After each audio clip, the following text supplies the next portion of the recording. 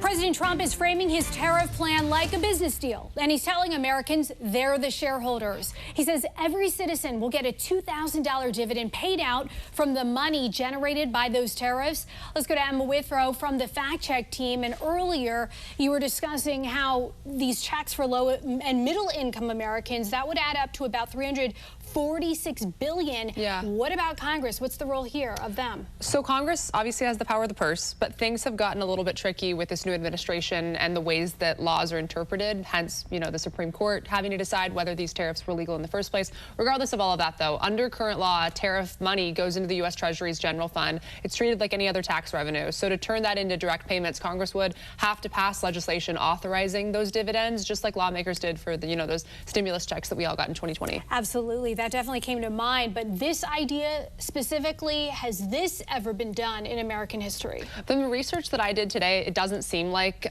this specifically has been done, but there have been times that the feds returned money to the public, but it was always almost through Congress. So the closest parallels would be those COVID stimulus checks, also the tax rebates in 2001 and also 2008, those economic stimulus payments that happened. The only true dividend model in the U.S. exists actually at the state level in Alaska, where oil revenues from state-owned lands are invested and then paid out to residents through this Alaska Permanent Dividend Fund, which I thought was really interesting. That is an interesting potential connection. We'll see how far this goes. Emma, thank you so much. And for more on this Fact Check team topic, including links to their sources, scan the QR code or visit thenationaldesk.com. I'm Atrell Nashar in Washington. On Wednesday, the Supreme Court will hear arguments in a case that could undo almost all of the president's signature economic policy, tariffs. So far, lower courts have ruled that the president is overstepping his executive authority.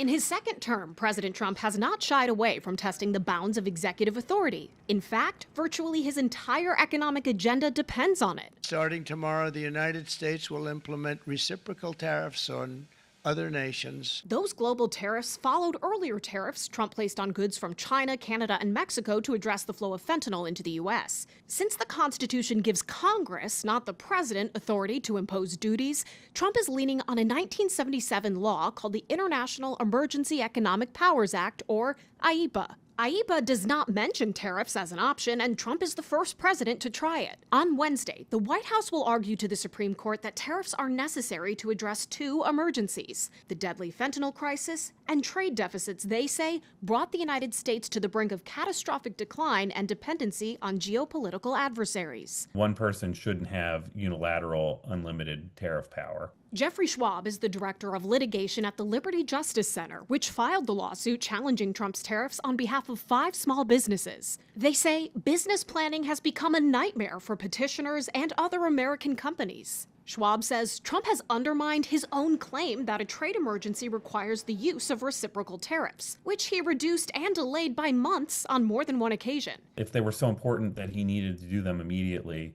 then why the delay? If the Supreme Court rules Trump's tariffs are unconstitutional, the president says, I think our country will be immeasurably hurt.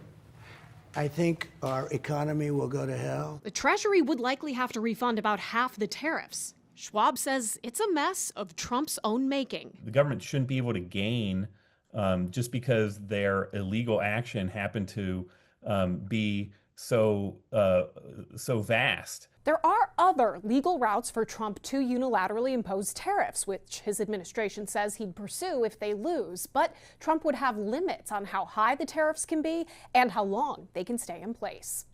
In Washington, I'm Atrell Nashar for the National News Desk, America's News Now. Latest as it unfolds, all eyes in the House to get this all wrapped up, hopefully sooner than later.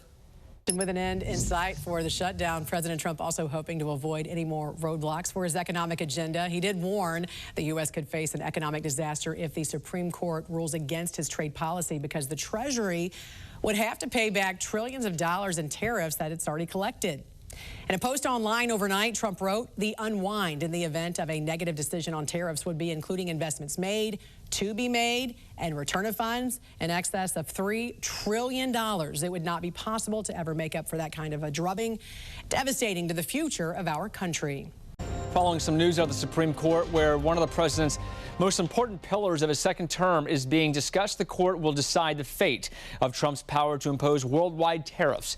Experts say the stakes of this case are very big, both politically and financially. So far, 3 lower courts have called Trump's tariffs illegal and overstepping Congress, who normally has the ability to enforce them. But the president has argued he has the power to do that without congressional authority by declaring a national emergency under the 1977 International Economic Powers Act. The president says the majority of his second-term agenda could be derailed if things don't move forward the way he has planned it to. In a post on Truth Social in the past 24 hours, he's been pretty frank about this. We'll show you the post now. He says this is a life-and-death situation for the country. He goes on to say that without it, we are virtually defenseless against other countries who have for years taken advantage of us. He also went on to talk about the stock market. Recently, the High Court has handed the Trump administration some pretty big wins, including presidential immunity, limiting nationwide injunctions, and immigration policies as well. Certainly tracking what happens at the Supreme Court. We'll have the very latest for you this afternoon and anytime on our website, thenationaldesk.com. While defending his tariffs in a post on Truth Social, President Trump said he planned on giving all American citizens, aside from high-income earners, a dividend. Let's go to Emma Withrow from the Fact Check team. Any indication who specifically would qualify for these bonuses? So there hasn't been like an official plan released or anything. All we've seen was that one post from Truth Social from President Trump. And we don't really know who he considers to be high income. But what we do know is that he plans to use money generated by the tariffs to dish out these bonus checks, or as he's calling them, dividends. And he said the checks would be about $2,000 a pop. Also, Treasury Secretary Scott Bessent told Fox News that the dividend could come in lots of different forms, lots of different ways. So maybe we could even see certain tax cuts, but there's also the possibility they could be like that stimulus check that we saw. Still remains to be seen, but yeah, that definitely came to mind. When we're looking at whether these tariffs have generated enough revenue to pay for all of these dividends, what is the outlook? So at this point, it doesn't look like they would have the money or the means to do that right now, but potentially in the near future. So according to the Committee for a Responsible Budget, the tariffs generated around $195 billion in fiscal year 2025. And according to the U.S. Census, around 173 million Americans made less than $100,000 in 2023. So that would add up to about $346 billion if they were to cut, those $2,000 checks for each of those people. However, the Tax Foundation predicts that the tariffs are going to generate around $1.8 trillion over the next 10 years. So in the future, it seems like there would be enough to cover those $2,000 dividends that Trump is suggesting. We're just going to have to wait and see how it all plays out, especially with the Supreme Court. Absolutely. That's a good point. Emma, thank you so much. A little later on, Emma will be back to dig into the legality of dividends being distributed to the American people and whether it's ever been done before.